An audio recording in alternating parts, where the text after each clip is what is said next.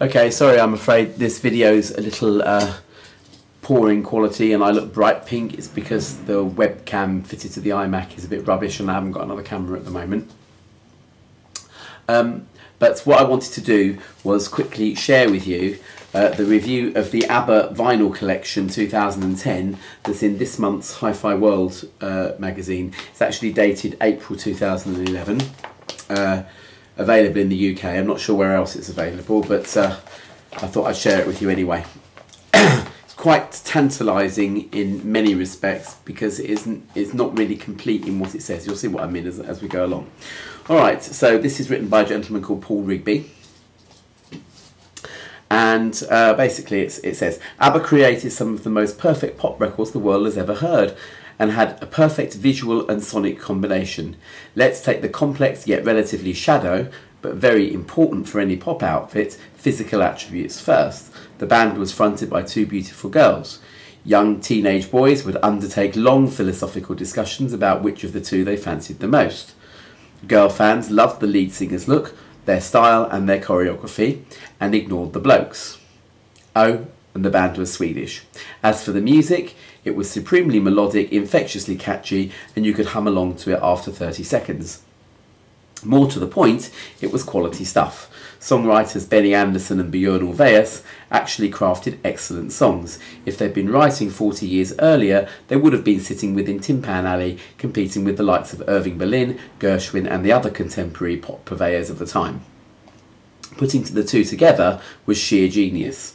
Finally, the fact that the band's songwriters were married to the two beautiful girls, Annie Fried, Frida Lingstad and Agneta Feltskog, and that their marriages would crash and burn within full public view, would just lend a maturing credibility to their art. The whole story is contained over the band's 8 albums, and all of those are now available in individual replica sleeves within this magnificent vinyl box set, along with a 9th LP of extra tracks.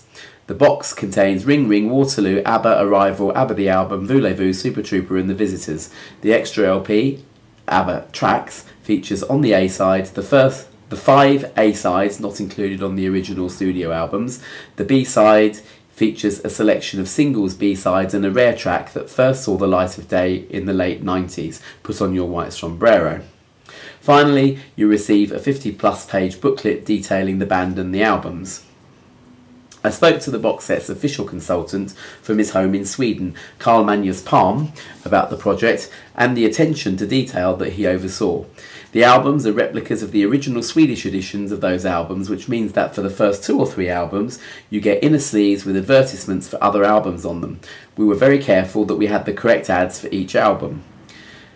There is one minor bone of contention on this box set, it has to be said, and it's a problem that goes to the root of the box set's creation and its creators, Palm and ABBA man Benny Andersson. It seems that for the B-side of the ABBA Tracks discs, featuring that previously unreleased track Put On Your White Sombrero, Palm had another B-side candidate instead, which, when you look at what the 9th disc is supposed to do, makes perfect sense. But it seems that Benny is quite fond of Sombrero. I had another candidate, but he said, no, I don't want that on, I want this on instead. Palm spent many an hour keeping the project on track. For example, if it wasn't for him, we may have a box set full of inferior mixes and incorrect edits. But even he needed help on occasion. I regularly sought help from my network of ABBA fans from around the world. They really listen to the music, they are obsessed in a good way with the band. For example, there was a vinyl inner sleeve from the 3rd album that appears in this box set that I'd never seen before. A fan supplied the correct information for that. Each LP has been remastered from the original master tapes. Palm, a dedicated digital fan, was surprised by the results. I know some people believe that analogue is superior to digital, and upon hearing these vinyl remasters, I was expecting them to sound worse, but even I was surprised at how good they sounded on vinyl. I even went out and bought a new cartridge to hear the new remasters properly. A magnificent box set, this is ABBA at their purest, the sound of the band at their creative height, and via analogue at that. What more could any fan ask for?